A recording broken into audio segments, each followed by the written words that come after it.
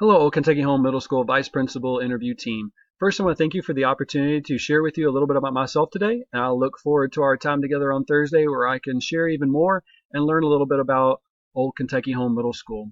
First, a little bit about myself. I graduated from Georgetown College, and after graduating from Georgetown with a degree in business administration and communication, I worked for Sherwin-Williams where I became a market manager. In that role, I led teams of employees and individuals to become managers of retail stores themselves. But during that time, I found there was something missing, and it was a hole that I just couldn't quite put my finger on. Until one day I came to my wife and said, I want to teach sixth grade math.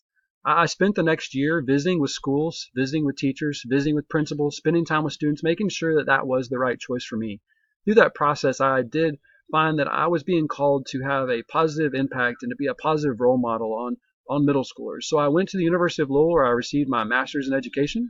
I've been teaching now in the middle school for 8 years now. I've enjoyed the relationships that I've built. I've enjoyed the time that I've spent in the middle school and the impact that I've been able to have in the classroom on students and on students' lives. I've also witnessed the impact and the role that administrators can have in a student's life and the direction that they can take with students. And so I decided to go to Bellarmine University to get my EDS to become a principal, and that's why I sit before you today, seeking to be Old Kentucky Home Middle School's next vice principal. You may ask, what brings me joy? A couple of things come to mind. First, spending time with my family. My wife, Lindsay, and I have two children, Jack, who is 12, and Emily, who is 8.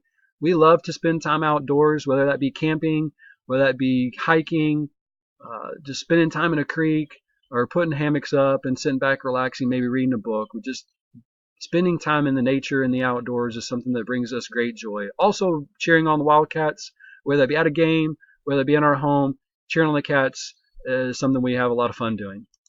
Also, find a lot of joy when a student goes from having this mindset where they're struggling, they're having a really hard time, their confidence is low, they say, I just don't get it. They're ready to throw in the towel and quit. But through the hard work and the dedication of a teacher, that student now becomes this student where they are confident, they understand what they're doing. That light bulb goes off. I get it, and that's what keeps uh, teachers coming back each and every day for these moments where students, realize their potential and understand the things that are happening and the success that they can have. Eventually, that becomes a relationship where that student looks forward to coming to see that adult in the building on a daily basis, and they are energized by that adult and know that there's an advocate and there's a person in the building that has their back. Some of my gifts and strengths, I'm an athletic individual. I find that been able to play baseball and basketball throughout my high school. Also was able to play baseball at the collegiate level.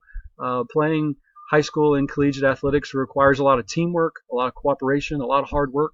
Also, strengths of mine. I'm creative.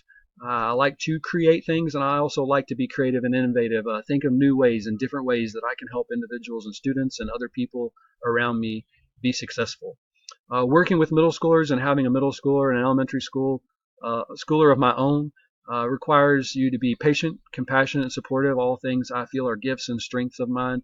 Middle school students are searching, they're questioning, they're just trying to figure out who they are at that age, and just being patient with them while they work through that, supporting them through that process, and just being compassionate because it's not always easy.